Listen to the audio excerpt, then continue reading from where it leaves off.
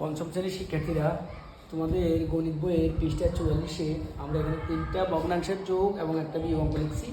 একটু দেখো সবাই কীভাবে 15/4 যোগ 1 সমস্ত 12/1।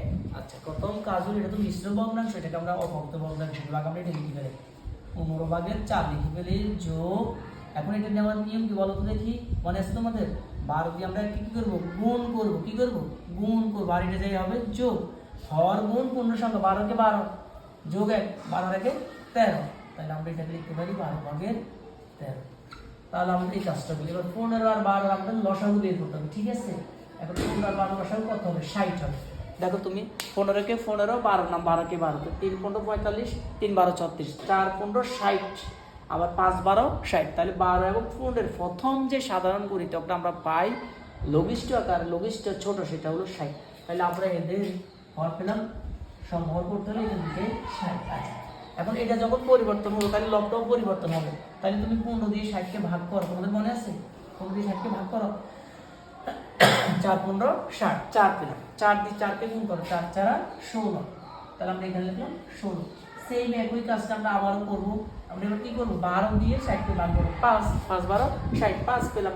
5 দিয়ে তুমি 13কে গুণ করো, 5 13 65, 5 13 65। এই যে আমাদের হয়ে গেল। এবার আমরা এইদিকে নিয়ে আসি, এখানে লিখলাম হর কত? 60, 16 যোগ 65। হ্যাঁ, তাহলে এবার আমরা যোগটা করে ফেলি। 60 লিখলাম, যোগ করো 5 আর 6 11 1, হাতে কত? 1, 6 এর 7, 7 আর 8। তাহলে আমরা কত পেলাম? 60/81। এখন আমরা এই 60 দিয়ে আমরা 81কে ভাগ করবো। কয়বার যায়? একবার যাবে। হ্যাঁ, তাহলে 1, 8 থেকে 6 গেলে 2। তাহলে আমরা এখন কি লিখতে পারি? আমরা লিখতে পারি 1 সমস্ত, ভাগফলটা পূর্ণ সংখ্যায় যাবে, 5 অক্ষরে হর হবে, বাক্সের যেটা সেটা হলো লব। 1 সমস্ত 7/21। এবার আসো 4-এর 8 নম্বরটা আমরা একটু দেখি অঙ্কটা। এটাও আমাদের এখানে 1 সমস্ত 15/7। তাহলে আমরা আগে এটাকে ভাঙাবো। তাহলে 15কে 15, 15 আর সাথে কত? 22, 15/22 যোগ 5/3, ঠিক আছে? এখন 5 আর 15 লসাগু কত হবে? ওইটাই হবে সমহর, ঠিক আছে? 5 আর 15 লসাগু কত? 15 হবে। 15কে 15, আবার 3 5-এ 15। তাহলে আমরা এটা লসাগু পেলাম 15 15। আচ্ছা, সমহর। এবার আমরা 15 দিয়ে 15কে ভাগ করো 1, 1 দিয়ে তুমি 22কে গুণ করো, 22কে 22। 5 দিয়ে তুমি 15কে ভাগ করো 3, 3 দিয়ে তুমি 3কে গুণ করো, 3 দিয়ে 9।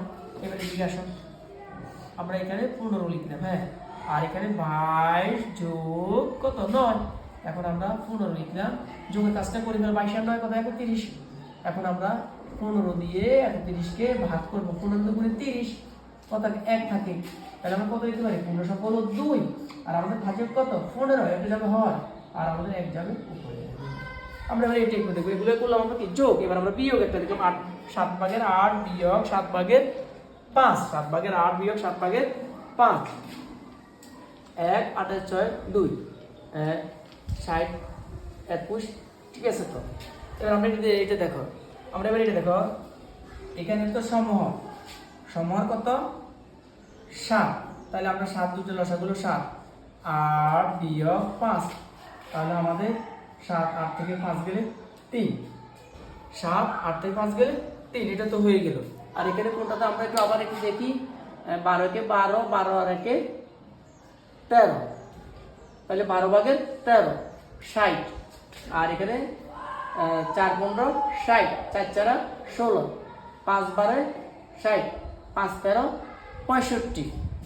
16 আর 65 কত হয়? 5 6 11, 6 1 7, 7 1 8। আমরা এখন 60 লিখে 60, 1 8 থেকে 6 গেলে 2, 1 সমস্ত 60/21। আর এখানে 15কে 15, 15 সাথে 22, 15/22, 5/3, 15 আর 22। আর এখানে হলো কত আমাদের? 3 5 15, 3 3 9, 22 আর 9 কত হয়? 31 হয়। 15 দুগুণে 30, 1 থাকে। তাহলে 2 সমস্ত 15/1। আর এখানে হলো 7 2টা, 1টা, 8 থেকে 5 গেলে 3, 7/3, ঠিক আছে?